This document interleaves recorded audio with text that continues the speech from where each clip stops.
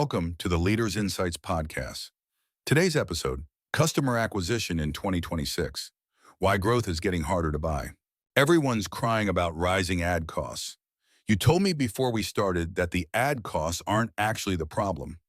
That's a bold way to lose an argument. The ad costs are a symptom. The problem is that a whole generation of marketers built businesses that only work if acquisition stays cheap forever. And now the bill's arrived. Blaming Meta and Google is like blaming the mirror. Come on, cost per click really has gone up. It has.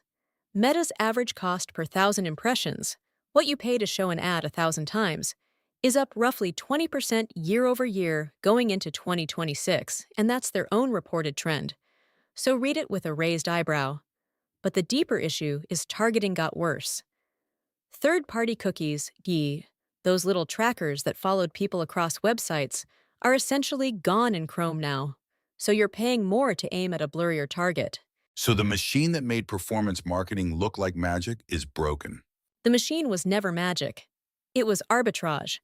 For about a decade, you could buy attention on Facebook for less than it was worth and pocket the spread. That's not a strategy. That's a happy accident that a lot of people put on their business cards. That's going to annoy some people. Good. Here's the tell. I've watched direct-to-consumer brands, companies that sell straight to you online, where the customer acquisition cost, the money to win one buyer, quietly crept up to nearly what that customer spends on their first order. They were running to stand still and calling it growth. Name names. The public graveyard is full of them. Casper, the mattress company, went public in 2020, spending enormous sums to acquire customers who bought a mattress once every 8 years. The math was never going to bend.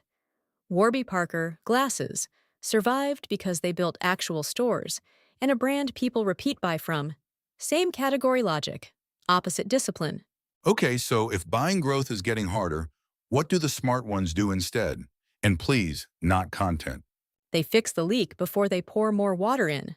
Most brands obsess over acquisition and ignore retention, keeping the customers they already paid for. If your churn, the share of customers who walk each year, drops from 30% to 20%, you've effectively cut your acquisition cost by a third without buying a single new ad. Boring. Also the highest return thing you can do in 2026. Retention's the unsexy answer everyone nods at and nobody funds. Because you can't screenshot it for the board. But look at Amazon's Prime or Spotify. Their whole model is a reason to stay, not a reason to click. Contrast that with brands that send you a 40% off code the week after you buy full price.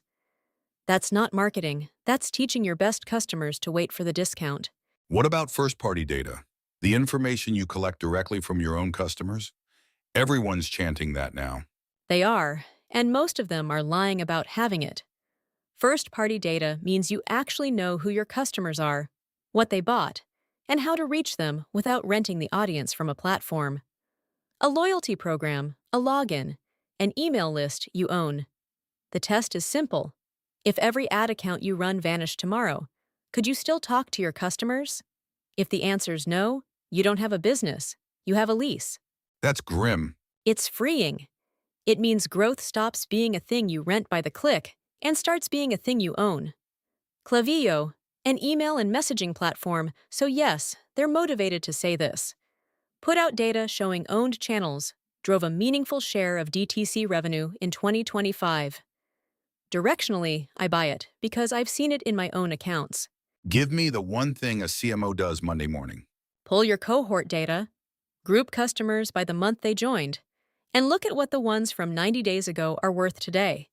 If that number's falling, freeze a chunk of your ad budget and spend it on the second purchase instead. Buying new customers to replace ones you're losing isn't growth. It's a subscription to your own decline. On that cheerful note, that's it. The CMO decision tools are live at mba-training.com.